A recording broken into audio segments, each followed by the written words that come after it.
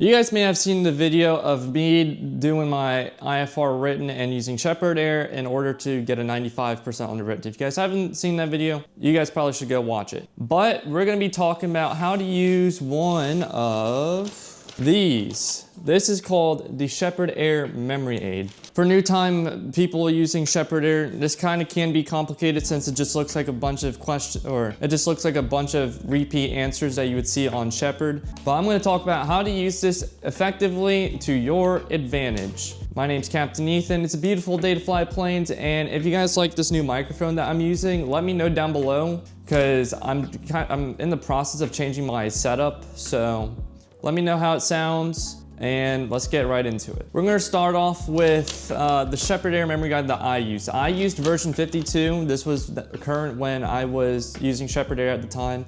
And I'll show you guys what I did in order to help me use the answers. But let me talk about the memory aid first. This should not be the let alone study guide that you guys use in order to, well, do your written and stuff. The memory aid is basically a way to help you remember the information in a different manner than how you would on regular Sheppard. So on regular Sheppard Air, you're gonna usually go through the question, read the answer, and you're gonna try to memorize it to the best of your ability as possible. The memory aid is different. The memory aid is gonna show you different little patterns, and it's gonna help reinforce some of the more difficult questions. You guys can even see on the top, I'll throw a picture up on screen as well. The following references help reinforce some of the more difficult course questions.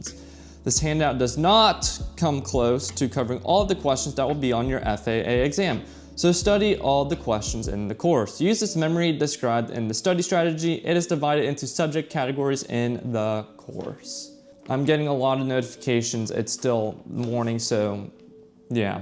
Anyways, there's also going to be several groups of questions in the memory aid. This is primarily going to be on the back for weight and balance, where they're going to have high, middle, and low. And basically those words mean that it's going to be the highest of the answers, the middle of the answers, or the low of the answers as well. You have 3 numerical choices. I can't remember the exact questions that they're on, but they're basically on rate of climb and rate of descent. So if you see, like, for example, ILS runway 36, just remember it's going to be the highest of all the numbers on the answer. Did I do that? Absolutely not. The only really thing that I used the memory aid for was the aerodynamics and the IFR navigation knowledge categories. So I'm gonna show you guys what I did.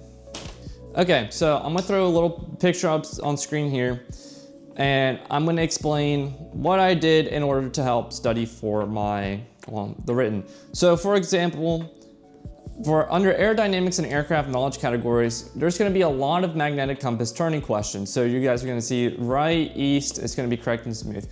Now, figuring out all of those, it's going to be pretty difficult. So what I did is I found the pattern, well, not really me, but my mom kind of helped me out with it.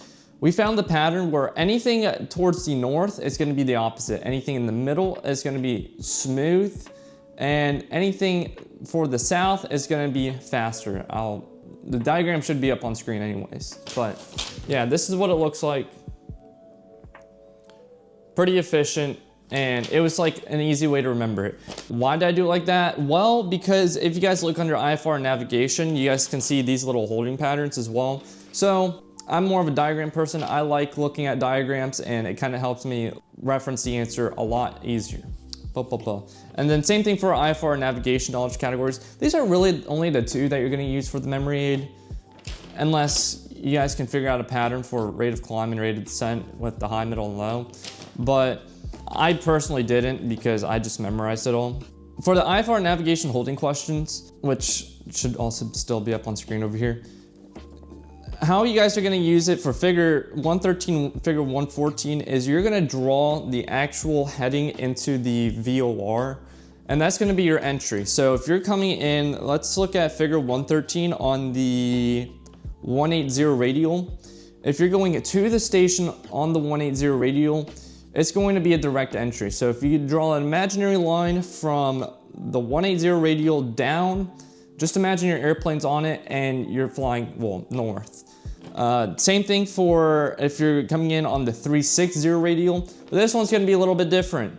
So it's gonna mention left turns or right turns. So whatever it's gonna be, you're gonna draw a line, or you guys don't even have to draw a line. You could just reference the side that it's on, and that's gonna be your entry. You guys should know what DP and T means. It's gonna be direct, parallel, and teardrop. It's really not that hard, honestly, to figure out how to use the memory aid. Are you really gonna use it for doing the entire course? Not really. You're only gonna pick it up for maybe like 20 to 50 questions out of the over 1,000 there is on there. But it's really not that hard to figure out. It's just a lot of pattern recognition. Now, do you guys have to use the memory aid? You guys don't have to. Would I recommend it? Absolutely, because I want to use all the resources available to my advantage to pass in the written.